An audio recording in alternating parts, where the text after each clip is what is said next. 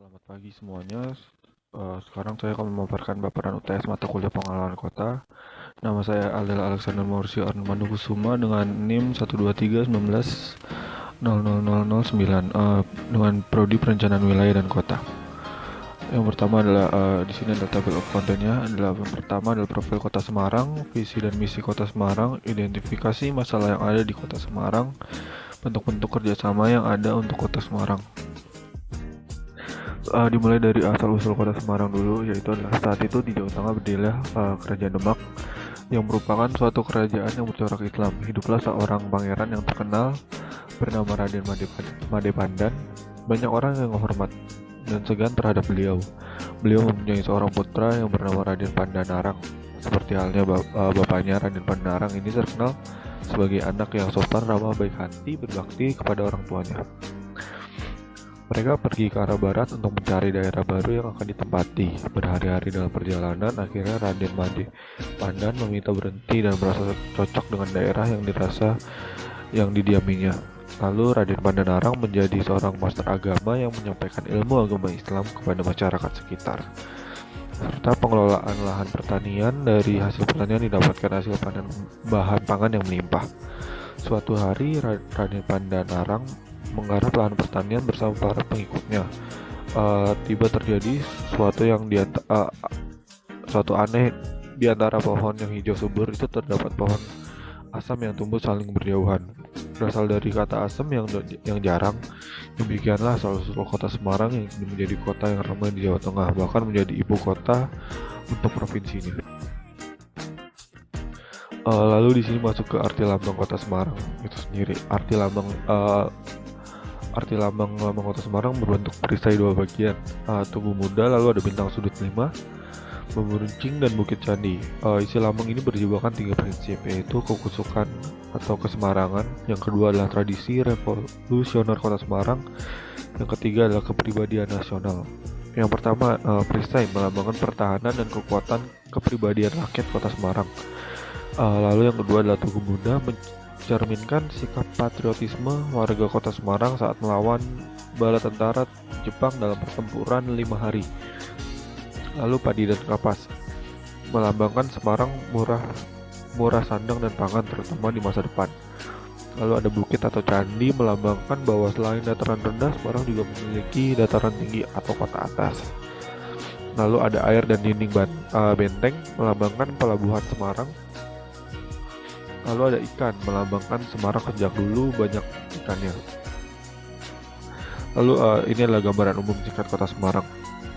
Kota Semarang memiliki luas 373,70 km persegi atau 37.366,536 hektar, terdiri dari 16 kecamatan.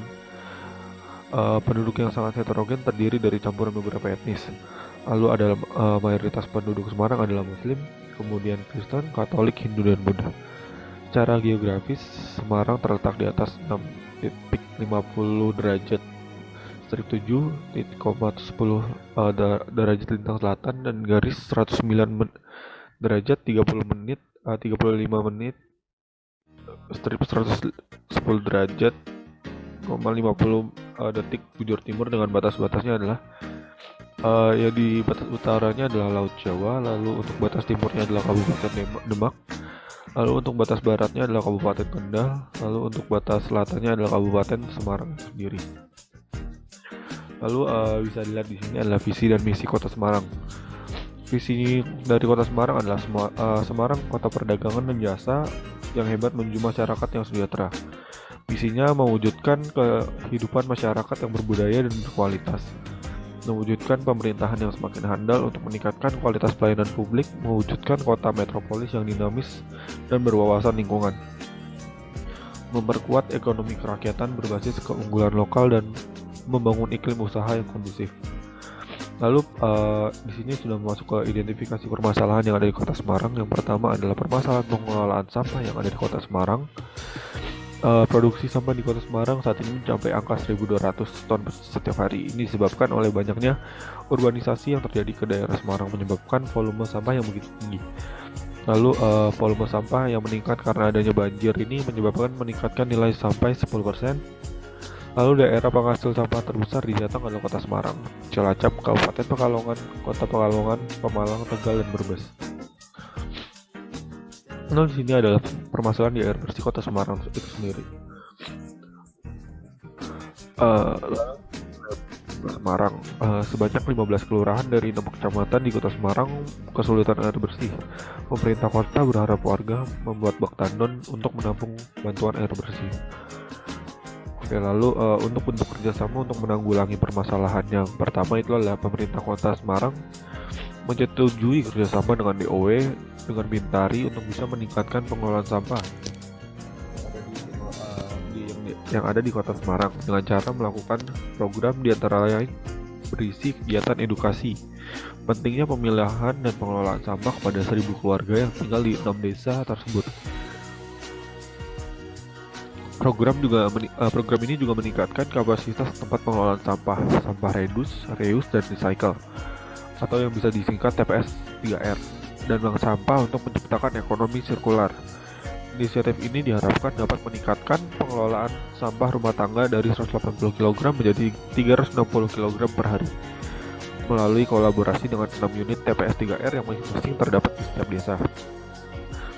Lalu yang kedua adalah pemerintahan Kota Semarang gandeng Bintari, GIS, dan Rethinking Plastik gelar kegiatan pilah sampah. Kegiatan pendampingan meliputi edukasi, pelatihan kepada pengurus, sosialisasi kepada petugas, pengangkut serta rumah tangga yang dilayani oleh TPS 3R. TPS 3R sendiri memiliki kapasitas yang untuk menjalankan bisnis jual beli sampah dengan membeli sampah terpilah dari rumah tangga untuk dijual kembali kepada pengepul. Dia berharap aktivitas ini bisa berkontribusi untuk mengurangi sampah yang bocor ke lingkungan. Lalu ini ada yang terakhir adalah kerjasama Undip ADB melalui AUDU adalah salah satu keseriusan kontribusi Undip dalam penyelesaian masalah water affordability dan water security dalam lingkup lokal yaitu Kota Semarang. AUDU pada tahun 2020 tidak hanya memiliki 5 fokus seperti pada awal peluncurannya, yaitu pedesaan, ekonomi, perkotaan, lingkungan, dan bencana terkait air saja. Namun dioptimalkan kembali implikasinya dalam konteks kebijakan dan ketahanan air perkotaan. Penyampaian masalah terkait air yang dihadapi negara di Asia dan upaya penanganan yang telah dilakukan bersama AUDU menunjukkan keberhasilan dan kemajuan manajemen pengelolaan air. Inovasi manajemen tata kelola serta kebijakan terus diupayakan. Sejalan dengan peningkatan masalah perubahan tata guna lahan sebagai tantangan pembangunan setiap negara. Menanggapi permasalahan yang dihadapi Kota Semarang di Indonesia, Prof. Stephen Kinway dari University of Queensland mensyaratkan implikasi AUDU Semarang yang merepresentasikan Indonesia harus dimulai dengan penetapan suatu prioritas masalah spesifik dengan tinggi urgensi tinggi serta program yang bersifat general. Pernyataan tersebut kembali diperkuat oleh Prof. Elko van Beek, representasi dari Integrated Water Resource Management atau IWRM program dari University of Twente yang menghubungkan perspektif AUDU untuk Indonesia yang terdiri dari kepulauan sehingga diperlukan program serta pendekatan yang dapat aplikatif diterapkan di keseluruhan wilayah Indonesia. Mungkin sekian, terima kasih.